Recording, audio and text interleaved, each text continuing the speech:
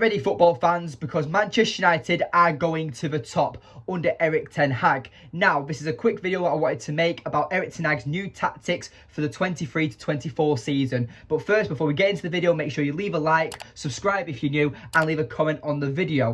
But anyway, let's get right into the video. So first of all, we've got to realise that Erik Ten Hag is going to be cooking a new system next season, because with David De Gea set to leave Manchester United, we're going to need a new goalkeeper, a passing goalkeeper, which is what Erik Ten Hag is currently craving. It's clear that Manchester United and Erik Ten Hag want to play out from the back with the goalkeeper being very good on the ball. ONANA and Diogo Costa seem to be the players that really suits that criteria and tick off all the boxes that Erik Ten Hag wants in his goalkeeper.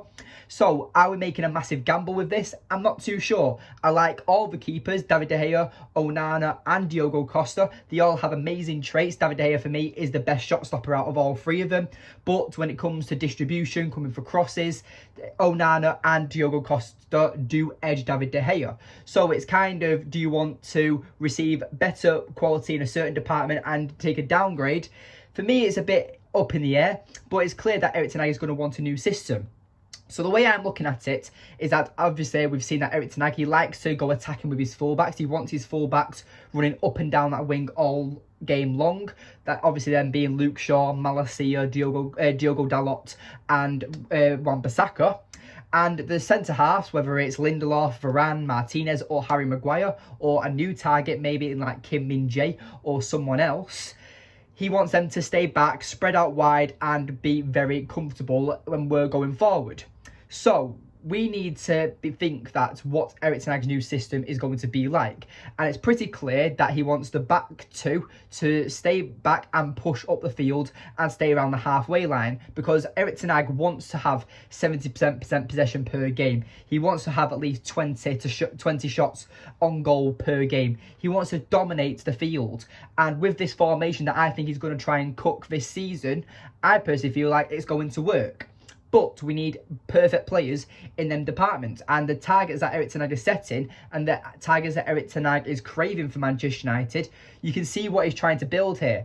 And it kind of seems like it's going to be a formation that we've seen throughout Europe this season. Man City play this formation, Brighton play this formation, Barcelona, Real Madrid, Bayern Munich. So many teams that play out from the back play these similar formations with like a 2-4-3-2 formation. The way that they want to attack the ball, the way they want to get forward and be ruthless on the ball, is absolutely exhausting for the opposition, and it's a nightmare to defend against, because you've pretty much got 2 to 3 players surrounding the opposition players, and it's hard to get out of your own box.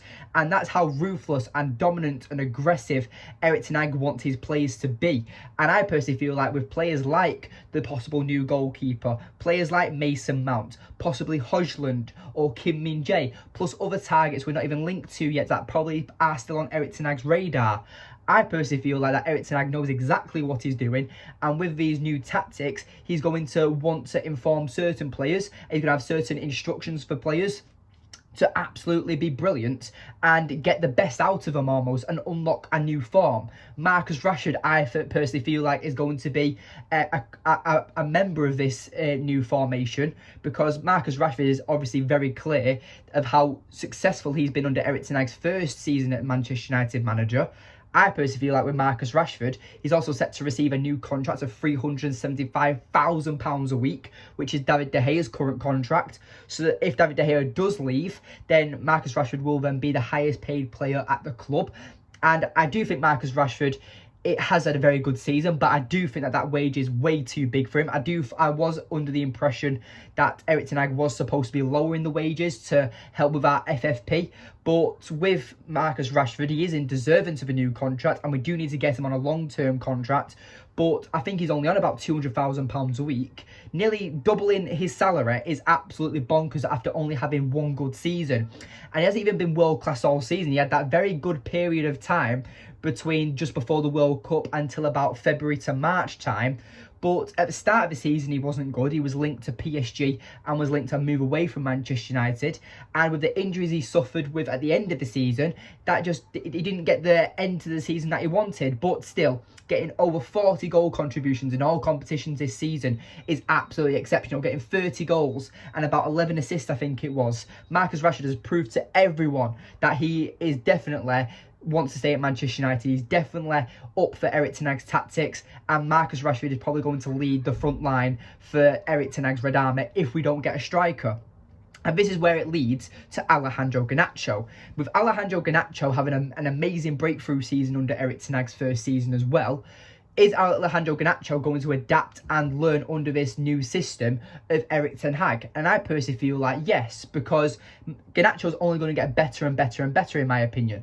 And I saw a comparison on a tweet a few days ago saying that who had the better season, Martinelli of Arsenal or Garnacho? And it's got to be Martinelli. Unfortunately, Garnacho has had an amazing breakthrough season, but realistically, Garnacho is 3 years younger than Martinelli and producing around the same numbers as what Martinelli is.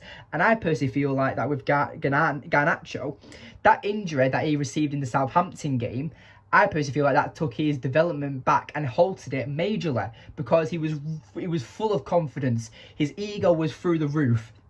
He was one of the most dangerous players in United's squad, and he felt like he could take on anyone and win and produce something. You think back to the amazing games he's had. You think back to the game at Manchester United versus Man City at Old Trafford, where he came on and was the decisive player to get us that win. You think back to when he's single-handedly coming off the bench and winning us games against Fulham and scoring the 89th minute and absolutely getting us them crucial 3 points. Garnacho has been absolutely exceptional for us this season, and I can't wait to see his development grow even further and see how he produces and matures as a player and gets better and better as he physically develops and just works on his game more, because Garnacho is definitely one to watch, especially under this Erik Ten Hag system. And if we don't get a striker this summer, which hopefully we will do, Marcus Rashford is looking like he will be the main striker next season at this current moment in time, because we've not signed a striker yet.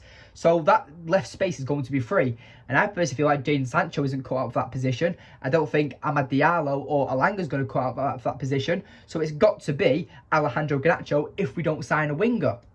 So, but I do think that we are going to sign a striker, and I do think Marcus Rashford is going to be the main left winger, and Garnacho is going to get a lot of game time when he is deserving of it. But as well, another player I want to talk about that's going to be crucial in this new Erik Ten Hag system is Bruno Fernandes. Now, as we know, Bruno Fernandes has been probably the best signing we've had since Sir Alex Ferguson, or post Sir Alex Ferguson. He's been absolutely exceptional. Think back to where we were when he first joined, and he came in and lit Old Trafford on fire. He was absolutely exceptional. He completely changed this team, and I personally feel like people take Bruno Fernandes for granted, and that's where I think the disrespect of Bruno Fernandes comes in, because people say, oh, he's petulant, he throws his arms around, he's not a true leader. Bruno Fernandes, when he doesn't play, we don't look like the same team. And I personally feel like that's kind of the same with Man City with Kevin De Bruyne. That Bruno Fernandes, when he doesn't play, Manchester United look like a different side. And thankfully, Bruno Fernandes wants to play every single game. And I personally feel like as well, under this new Erik Ten Hag system that Erik Ten Hag is going to be cooking, Bruno Fernandes is also going to become a kind of centre-forward type player, or that centre-forward type role, where he's going to be on the edge of the box, where he's going to be a second striker almost. And he is going to be creative, he is going to be ruthless in front of goal. And we'll see his numbers rank up again, because as we've known, since Bruno Fernandes has joined Manchester United, only him and Lionel Messi have got the same goal contributions, which is 50 goals and 50 assists. Plus, no other player in Europe has done them numbers. And Bruno Fernandes and Lionel Messi are the only players to do their numbers, which is absolutely crazy. So people criticising Bruno Fernandes, I personally feel like that, yes, he's goal-wise and assist-wise, he's not had a major numbers this season. I personally feel like with Bruno Fernandes, next season he's getting 15 goals minimum, 20 assists. Once we get an out-and-out ruthless striker and we sort out our attacking patience and goal threat, Bruno Fernandes is going to succeed so much from that, and you're going to see him getting assists and goals left, right and centre. And I can't wait to see Bruno Fernandes, the true captain of this Manchester United side, lead us to glory. And as well, a last player I just want to mention is Casemiro. Now, as we know, Casemiro does need to work on his disciplinary issues because he has received 2 red cards since being at Manchester United. He's been suspended multiple times through racking up too many yellow cards and the red cards, as I've just mentioned. But we cannot deny that Casemiro is also a crucial player in this Manchester United squad. And the reason why I'm only talking about players that are currently at Manchester United right now is because I think that these 4 players that I've mentioned are going to be the key to Erik Ten Hag's new system, plus the new goalkeeper, whoever that is, when they come in. But with Casemiro, he breaks up the play. He's dominant in the air. He likes to drive forward. But as we've seen, Casemiro's position can be exposed because we don't have enough defensive cover. And this is where I think having a solid box-to-box, strong, defensive aware box-to-box midfielder is going to help Casemiro succeed.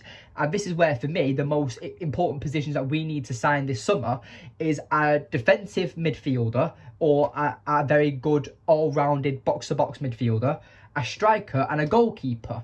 They're my 3 main targets that I'll be signing. And then if you want to add a right back or a left back or a winger or an attacking midfielder, that's when you can go out and get them once you've made them 3 priority signings. But for me, with these type of positions, I personally feel like that this is where we're seeing holes in our teams. And I think United are only 2, maybe 3 signings away from actually having one of the best 11s in world football.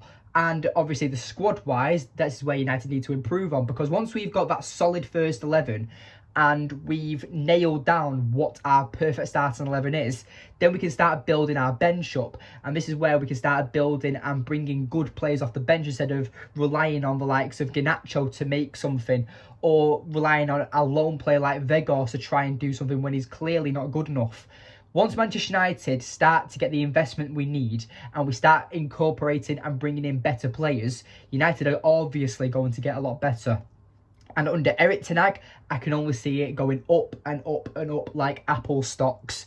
And I cannot wait to see this happen. But with this Erik Ten Hag's new formation and new tactics, I personally believe he's cooking up something major. And I expect us to see a shift in the formation change as well. Don't expect the standard 4-2-3-1 that we've been playing. Expect a 2-4-3-1 almost.